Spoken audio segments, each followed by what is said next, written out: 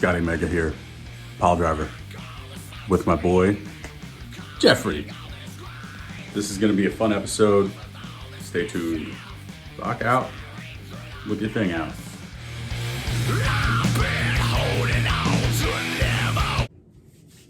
Here we are, PileDriver back. I am with Jeff. Jeff, a little bit about yourself. I know you're a huge fan, as I showed some of the room we're in right now. We're filming on location at his house.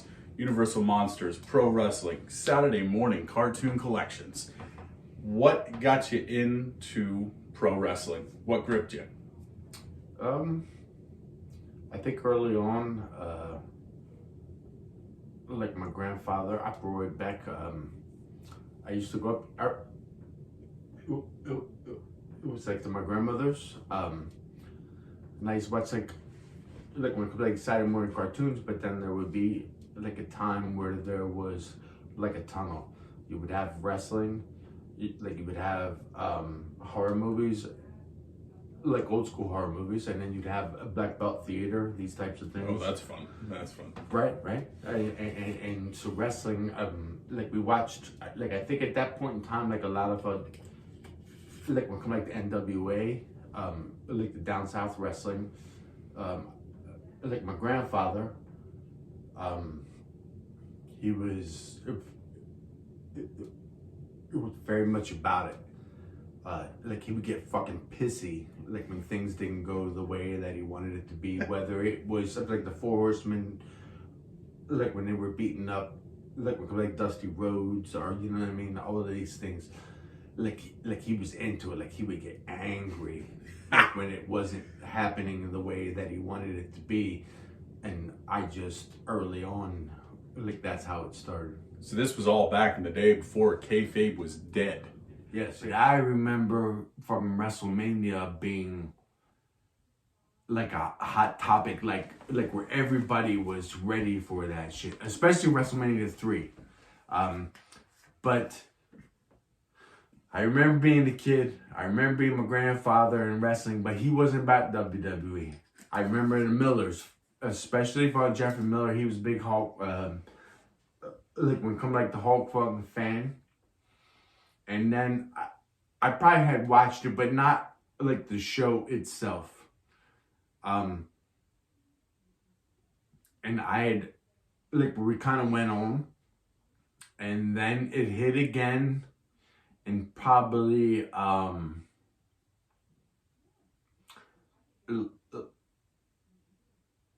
I'm not even gonna, like, I didn't know, like, I didn't watch, like, when it was The Rock and fucking Stone Cold.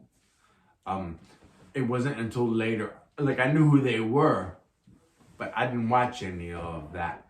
And then it come this fucking time that me and Siebert, congratulations on like your signing. Spell book. Like when it come like the Joe Caswell had come to stay with us from Arizona. He's like, I need to get over like Park City Mall. I don't know, there's this cat fucking selling VHS tapes, like no less, not even fucking DVDs, VHS tapes. And he got all this ECW and he got these fucking WrestleManias. He stayed with us for fucking 2 weeks. Like we had a pound of weed and I don't know, fucking 35 fucking VHS tapes. That's all we did. That's good.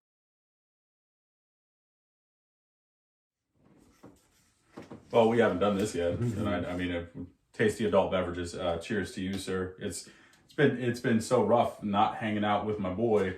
It's been a long time during this Corona shit. Like I would tell you, it's been so long. I didn't have fucking glasses last time I saw him.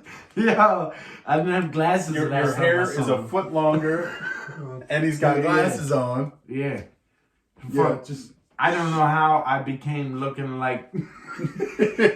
you don't have to say it. Like the lead singer at Korn, if he was half Hispanic and fatter. Got you a different track jacket. I don't have. I'm like fucking Adidas as a sponsor. I'm so blind. That's why I got the glasses. Yeah, I have fucking Champion, Le Champion for Jericho. No, It's not. It has no name. I don't even know what it is. It's Colombia, but I like it. Yeah. They look good on you, man. More distinguished. This is my brother. Like, I don't know how many of you know my Jeff, but if you don't know Crippled Tongue and you don't know Jeff, you're shit out. I will go into the fact that I don't know that necessarily. Like, I want to say that I like kind of rooted for the bad guy, because that's not true. But there is this space and time when, like, the toys happen, when everything happens. I was friends with the Miller. When it comes, I was like to. When it comes, I was like about Jeff Miller. Actually, was a huge fan of wrestling, but Is it Jeff Miller who cuts your hair, cuts my brother's hair? Yes. I don't know that you can say anything about wrestling 83, 84, 85. Where, like, you don't know who the fuck Hulk Hogan is. Hulk Hogan is Hulk Hogan. Yep. Is the living, like, embodiment of all that there is. Like, it was huge, you know what I mean? Like, when it comes to that, I'd be like, the antithesis of that would be when it comes up to, like, the NWA,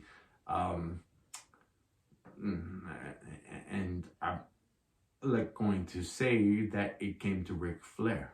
Obviously, you know, these are like the opposites. I'm saying Hulk Hogan made his money off of being the great American hero. Yes, you know what I mean? Like, he was everything. The baby face. Flair came on being like the asshole that you hated. Or loved in a lot of cases. Sure. Like, which I did. And I will only speak on this very quickly about Ric Flair. I had about 5, 6, like, maybe times where I was going to meet him and always something had happened. And then there come an opportunity where this belt was actually given to me as a gift. Some weirdo. Yes. Yeah. And I actually finally had gotten, like, to meet him. There it is. Ric Flair, 16-time. Woo! Woo! And I actually got to meet him. With that being said, like, I know what, when it comes to Flair is for the business, it's just that Hulk Hogan, I'm like, the WWE, like, had like a better product at that time. When you look at like what it was, I'm like, the NWA was kind of realism. Well, that's a good point, though, because a lot of people don't look at it that way. If you go back and you watch that gimmicky, flashy 80s WWF, sure. and then you hop over, you know, to the Power Station and you're watching the slow end of NWA into WCW, you weren't getting the great, colorful, gimmicky stuff. You were getting, like, hard-hitting, technical wrestling, which a lot of that really wasn't showcased in WWF. Sure. Like, there was the things, like I said, I remember my grandfather being so mad. Like, there was a time when wrestling, like, when it come, like, for prior, like, to being known, that things were, it was like for predetermined and all of that. Like, there was, like, this fucking beautiful age, but like, I didn't fucking falter when I knew that things were predetermined. Like, it is the way that it's like an art form. There is a fucking storytelling when it comes to a match, whether it be I'm going to work on your arm, or whether I'm going to do this or I'm going to do that. There was this fucking beautiful thing that they had, but WWF had it. You know what I mean? And Hulk Hogan, like, man, he was like, he was fucking larger than life. I'm not saying he's the greatest wrestler when it comes, like the moves, because we all know that that's not true. He's like fucking leg dropping an elbow and ooh. Big boot, elbow, Yeah, you know and what I a mean? slam. Like it's It was, but like it's horrible. if I could have ever made that much money and that much of a name for myself, sure, by looking the way he did, you know, like the only thing I got bigger on me than Hogan is my waist, and you know what I mean. So one of my favorite stories that we kind of have together, just to throw back to you, we went to New Jersey for Monster Mania. We had met 2 members of Anthrax, and when we were done, we were in the same room as Val Kilmer, who was behind a big tent thing. Yeah, he's kind of weird old cat. Yeah, but I think Scott and Charlie was huge to me, and I must say you gave me like a beautiful like picture of like me and Scotty. that was cool, but no. I just want to say that like we were in this room full of Steve Dash and another Jason actor. I can't even remember who was there at that point. But Steve Dash is up like the baghead. yeah, but I'm just saying I can't Jason remember from the 2. other Jason that was in the room. But lo and behold, in this room with all these huge names was another huge name that nobody else was paying attention to, except for this guy. Went over and said something to him, and then we kind of all sat and had a little conversation and moved on with our day. But Nikolai Volkov. Oh, yeah, You remember that? Yes. He stopped over at the table because nobody was there. Yeah. Nobody was paying attention to Nicky. And Nicky's a good dude. I had seen him like a few times, and like there was nobody like who was up to messing with him. Yeah. But I like was just like horror movies, like they kind of work the same way as like wrestling, where like you just appreciate what they've done for you. You know what I mean? I like the fact that when I look at this now, when I'm seeing this, I can see your neck and your face, and then I'm just a head. He's a whole body, I promise. He's all there. Like he was very, like he was very nice.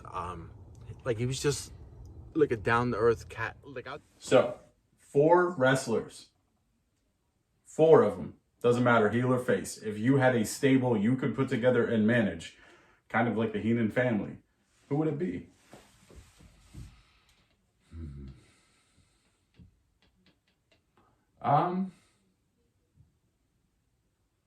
Four that I would keep in a stable. I mean, obviously, you're not talking about Hogan and them.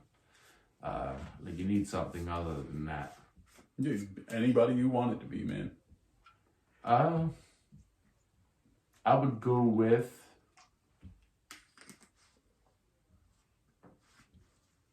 Honky Tonk Man.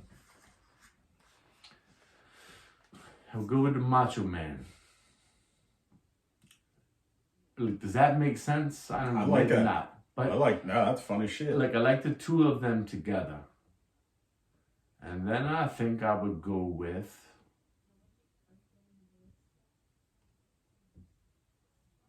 I don't know if you can hear that, but that's my wife outside the door. Trying to avoid all that background noise. Yeah, So, we're trying to avoid that. all right, so you got Honky, you got Macho. I would go fucking Ted DiBiase.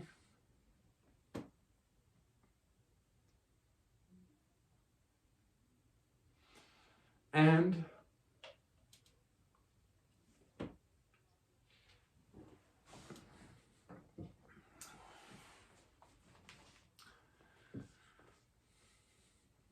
like, see, like it seems like that question wouldn't be that hard to answer.